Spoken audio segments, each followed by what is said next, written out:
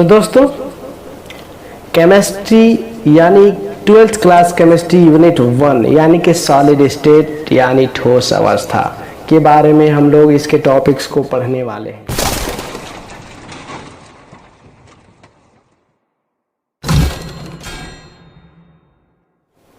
लेकिन इसके टॉपिक्स को पढ़ने से पहले आपको मैं बताने वाला हूँ, आप देख रहे हैं ये जो डायग्राम आपको पूरी तरह से सजाया हुआ और मस्त लग रहा है ना, हमने बनाया है दोस्तों। ठीक है, अच्छा लग रहा होगा तो लाइक करना ज़रूर। ठीक है कि आपका डायग्राम बहुत अच्छा था। ठीक है, कमेंट में ज़रूर बताइएगा। तो सॉलिड स्टेट के टॉपिक्स को पढ़ने से पहले आपको डायग्राम से रूबरू करवा रहा हूं, जो आप देख सकते हो कि डायग्राम में क्या क्या चीज है। अब डायग्राम में जो शब्द हैं उसको बताने से पहले मैं आपको एक बात बता देना चाहता हूं दोस्तों। ठीक है, आप क्या करना, इस डायग्राम को स्क्रीनशॉट ले लेना और सेव कर लेना। ठीक है, और इसको जरूरत पड़ने पे आप अच्छी तरह से देख सको। ये आपके लिए बहुत ही लाभकारी है और बहुत ही महत्वपूर्ण है। ठीक है, तो अब चलते हैं डायग्राम की ओर। देखिए डायग्राम में जो पहला आपको दिख रहा है ना, जो फर्स्ट वाला जो आपको बॉक्स दिख रहा है ना, उसी से सारे सब जुड़े हुए हैं। ये जो पहला बॉक्स है ना, वो क्या है, मैटर है। पदार्थ को दो भागों में बांटा गया है। ठीक है, तो पहला है फिजिकल सब्सटेंस और दूसरा है केमिकल सब्सटेंस। ठीक है, पहला क्या है, फिजिकल सब्सटेंस और दूसरा है केमिकल सब्सटेंस।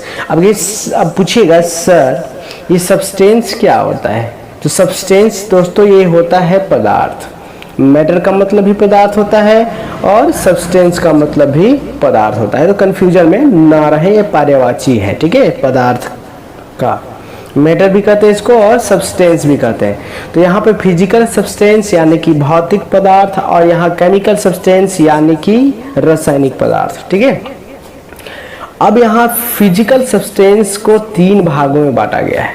ठीक है, फिजिकल सब्सटेंस को तीन भागों में बांटा गया है। फर्स्ट है सॉलिड, सेकेंड लिक्विड और थर्ड है गैस। ठीक है, तीन भागों में बांटा गया है, सॉलिड, लिक्विड और गैस। ठीक है, तो हम लोग का जो चैप्टर है ना सॉलिड स्टेट है ना, सॉलिड स्टेट, तो इसी के बारे में हम लोग को पढ़ना है। ठीक है, तो आपको पता होना चाहिए कि ये सॉलिड आया कहाँ से, उत्पत्ति कहाँ से हुई। ठीक है, तो इसके बारे में हम लोग चर्चा करेंगे तो समझ में अधिक आएगा। इसलिए देखिए सॉलिड स्टेट जो है इसको भी दो भाग में बांटा गया। ठीक है, सॉलिड स्टेट को दो भागों में बांटा गया है। हमें लिक्विड को नहीं लिया है क्योंकि अभी हम लोग को पढ़ना है सॉलिड। ठीक है, तो सॉलिड के जितने भी पार्ट होते हैं ना, उतना जितना हम लोग को पढ़ना है सभी को निचोड़ करके यहाँ इस डायग्राम में रखा है मैंने। ठीक है, तो सॉलिड के दो पार्ट कौन कौन, देखो एक क्रिस्टलाइन सॉलिड और एक होता है अमरफस सॉलिड। तो क्रिस्टलाइन क्या होता है, तो क्रिस्टलीय, और अमरफस यानी कि अक्रिस्टलीय। ये दो भाग में क्रिस्टल को यानी कि सॉलिड को बांटा गया है, क्रिस्टलाइन और अमरफस। ठीक है, अब ये देखो कि क्रिस्टलाइन को कितने भागों में बांटा गया है। ठीक है, क्रिस्टलाइन को कितने भागों में बांटा गया है, तो मॉलिक्यूलर फर्स्ट जो है आपका, इसको भी तीन भागों में बांटा गया है यहाँ पे। ठीक है, तीन भागों में बांटा गया है। एक है मॉलिक्यूलर, दूसरा है आयनिक, है ना, या फिर कह सकते हैं मॉलिक्यूलर क्रिस्टलाइन और आयनिक क्रिस्टलाइन, और एक होता है एटॉमिक। ठीक है, तो तीन भाग में बांटा गया, मॉलिक्यूलर, आयनिक और एटॉमिक। ठीक है, अब क्या होता है कि मॉलिक्यूलर के भी पार्ट है दोस्तों। ठीक है, तो मॉलिक्यूलर के पास पार्ट्स हैं, तीन भागों में इसको भी बांटा गया है, नॉन पोलर और एक है पोलर और एक है H बॉन्डेड। ठीक है, तो इसके बारे में हम लोग को अभी पढ़ना है नहीं। ये हरामखोर कहाँ से आ गया रे,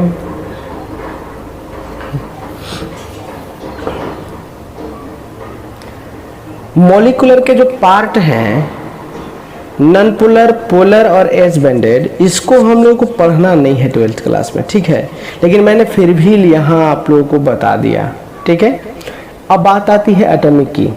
एटॉमिक भी दो भागों में बांटा गया है दोस्तों, नेटवर्क और कोवैलेंट। कोवैलेंट और नेटवर्क एक ही है, ठीक है, सेम है। और एक है मेटालिक, ठीक। तो एटॉमिक के दो भाग बांटा गया, नेटवर्क और कोवैलेंट, और एक मेटालिक में, ठीक है। तो यहाँ तक हम लोगों को पढ़ना है इस सॉलिड स्टेट में, इससे ज़्यादा पढ़ना नहीं है, ठीक है। यहाँ हम लोगों को पढ़ना है, ठीक। अब इसके बाद क्या होता है क्रिस्टलाइन और अमरफस में क्रिस्टल का और प्रकार है, ठीक है, और प्रकार है। मैं जब आगे पढ़ाऊंगा तो डायग्राम में फिर से उसको लेकर के आऊँगा, ठीक है। अब देखो यहाँ क्या होता है, यहाँ तो ये आपका सॉलिड के लिए हो गया इतना। अब हम लोग को चलना है इधर दूसरे भाग यानी केमिकल सब्सटेंस की तरफ, ठीक है। केमिकल सब्सटेंस में क्या होता है, इसको भी दो भागों में बांटा गया है, एक है प्योर सब्सटेंस और एक है मिक्सचर सब्सटेंस, ठीक है। केमिकल सब्सटेंस को दो भागों में बांटा गया, प्योर सब्सटेंस और मिक्सचर सब्सटेंस, ठीक है। अब बात आती है ये क्या होता है, प्योर मतलब शुद्ध पदार्थ, और एक होता है मिक्सचर यानी कि मिश्रण, या फिर कह सकते हैं क्या शुद्ध पदार्थ, है ना। तो शुद्ध पदार्थ और यहाँ मिक्सचर में बांटा गया इसको। अब बात आती है कि प्योर सब्सटेंस को कितने भागों में बांटा गया। देखो प्योर सब्सटेंस को दो भागों में बांटा गया, एक एलिमेंट तत्व और एक है कंपाउंड यानी कि यौगिक, ठीक है।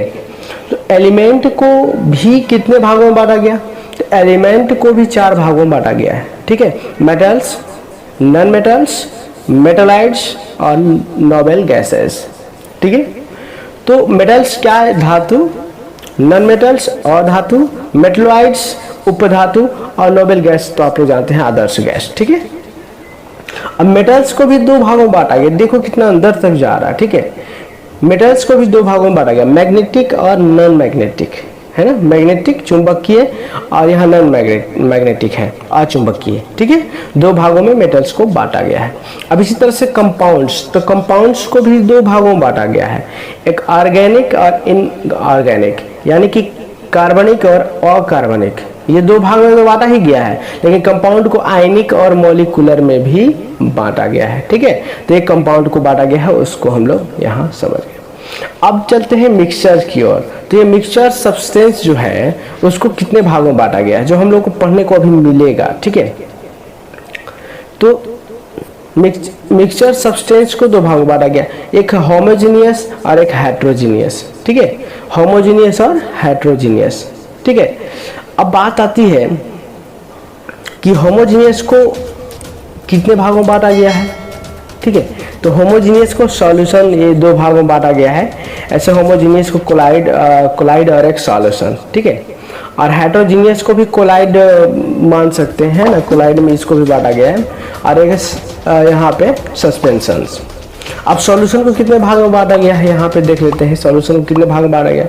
तो सॉल्यूशन को चार भाग बांटा गया यहाँ पे एसिड, बेस, साल्ट सॉल्यूशन और एलॉयस, ठीक है। तो इस आप देख रहे हैं इस तरह से पूरे जो मैटर को है ना, किस तरह से मैटर बना के रख दिया है ना। जो हम लोग मैटर समझ रहे हैं ना, वो मैटर बना करके यहाँ रख दिया गया है। यानी इतना सारा, अगर इसको अलग अलग डेफिनेशन में हम लोग को पढ़ने के लिए कहा जाए तो हम लोग को समझ में नहीं आएगा कि है क्या चीज़।